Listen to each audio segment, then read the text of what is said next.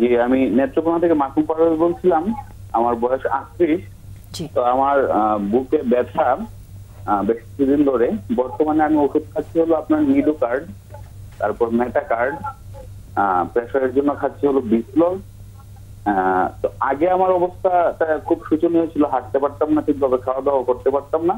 তো ওষুধগুলো খাওয়ার পরে বর্তমানে আমার একটু ভালো অনুভব হচ্ছে। তো এখন এই মুহূর্তে কি এনজিওগ্রাম করাটা এবং এনজিওগ্রামটা করা এই ব্যাপারে যদি আমাকে একটু বলতেন। জি, আপনাকে ডক্টর শুনতে পেয়েছেন। আপনার কি ধন্যবাদ। আপনি নিডো কার্ড, মেটা কার্ড অনেক খুব ডিপ, খুব খুব পাওয়ারফুল ওষুধ খাচ্ছেন এবং বলছেন আপনার অবস্থা শোচনীয় ছিল। তো তখনই কেন সময়ের 1 ফুট অসময় 10 ফুট করে ফেলেছেন কেন? তখনই আপনি একটা এনজিওগ্রাম করে আপনি একটু দেখতেন যে ব্লক আছে কিনা, পার্মানেন্ট চিকিৎসা নিতেন।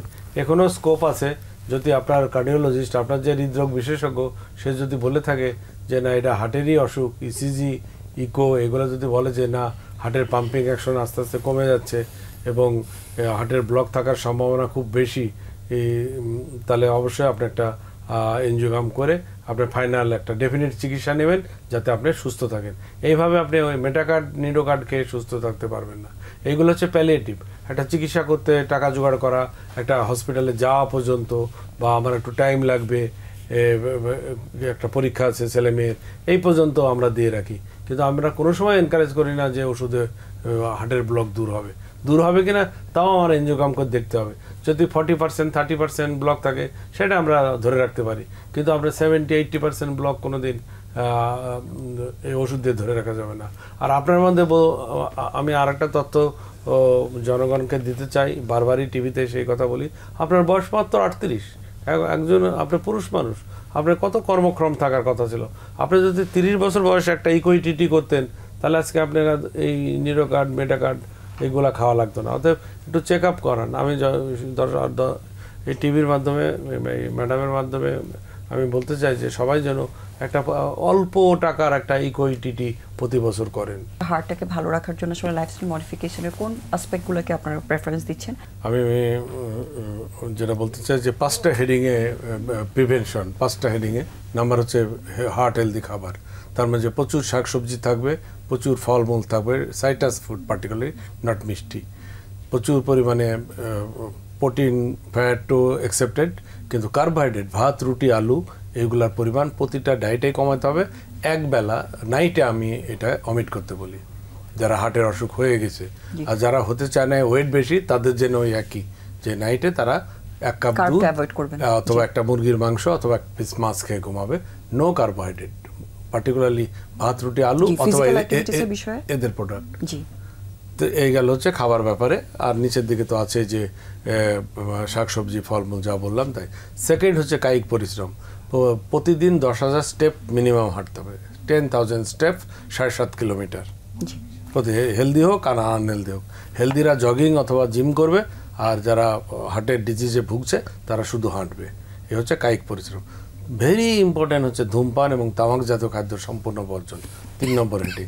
4 নম্বর হচ্ছে এবারকার যে 29শে সেপ্টেম্বর যে প্রতিপাদ্য বিষয়, 1 নম্বরে আছে স্ট্রেস ম্যানেজমেন্ট, নাটের গুরু বলা হচ্ছে। অতএব আমাদের মন, সে প্রিয়জনদের সাথে কথা বলে হোক, যেভাবে মন প্রফুল্ল রাখা। আর 5 নম্বর যেটা পয়েন্টটা খুবই ইম্পর্টেন্ট, হার্ট অ্যাটাক হলেই আমরা জিজ্ঞাসা করি আপনার কি ডায়াবেটিস আছে, ধূমপান করেন, উচ্চ রক্তচাপ আছে, রক্তে কোলেস্টেরল আছে কিনা।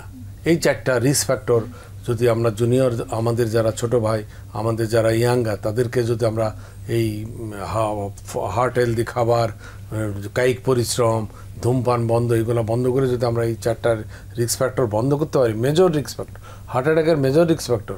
হার্ট অ্যাটাক যেমন অত ঘরে ঘরে হচ্ছে একবারে প্রাদুর্ভাব, আবার অত সোজাও না। এই 4টা রিস্ক ফ্যাক্টর দেখবেন একজনের না একজনের আছে। এই গেল আমার প্রিভেন্টিভ সাইড। এবং আমার ব্যক্তিগত একটা স্লোগান, আমি প্রতিবারই সব টেলিভিশনেই বলি যে প্রতিরোধী প্রথম এবং প্রধান। আপনার হৃদয় আপনার হাতে, আজ থেকে হৃদয়ের যত্ন নিন, মানে হৃদয়ের প্রতিটা বিটের যত্ন নিন। আর চিকিৎসার ব্যাপারে বলবো যে আমাদের সমস্ত আধুনিক চিকিৎসা আছে। যেমন আমি বললাম যে আমি কালকেই রাত 2:30টায় আসছি একজনকে সেভ করে। হার্ট অ্যাটাকের সমস্ত চিকিৎসা প্রাইভেট এবং গভর্নমেন্ট সব জায়গায় আছে। Primary angioplasty is the gold standard of the treatment of heart attack primary angioplasty মানে হার্ট অ্যাটাক হলো, সাথে সাথে ক্যাথল্যাবে নিয়ে এনজিওগ্রাম করে ব্লকটা ছুটাই দিলাম, 100% সাকসেস। আর 2টা ওষুধ আছে, সেগুলোর একটা 50% যেটা 5,000 টাকার মতো দাম, আর যেটা 65,000 টাকা দাম সেটা 70% সাকসেস। কিন্তু এই 2টা ওষুধ দিলেও আবার চেক এনজিওগ্রাম করতে হবে, অতএব একবারে প্রাইমারি এনজিওপ্লাস্টি করাই ভালো। প্রাইমারি এনজিওপ্লাস্টি আমরা এই শব্দটা আপনাদের মাধ্যমে আমরা জনগণের কাছে পপুলার করতে চাই, প্রাইমারি এনজিওপ্লাস্টি মানে। এবং যেহেতু যে কোনো কার্ডিয়াক ইমার্জেন্সি ট্রিটমেন্টটা টাইমিংটা খুব ইম্পর্টেন্ট, টাইমিং 12 ঘন্টা, টাইমিং 12 ঘন্টা। প্রথম 2 ঘন্টা গোল্ডেন টাইম, তারপরে 2 ঘন্টা হচ্ছে সিলভার টাইম, 12 ঘন্টা হচ্ছে লাস্ট আয়রন টাইম। এরপরে গেলে কয়েকটা নাভিতে আমরা ইনজেকশন দিয়ে ফেলে রেখে কিছু ওষুধ বললো না, নিডোকার্ড মেটাকার্ড খাই, এভাবে জীবন কাটাতে হবে। জি।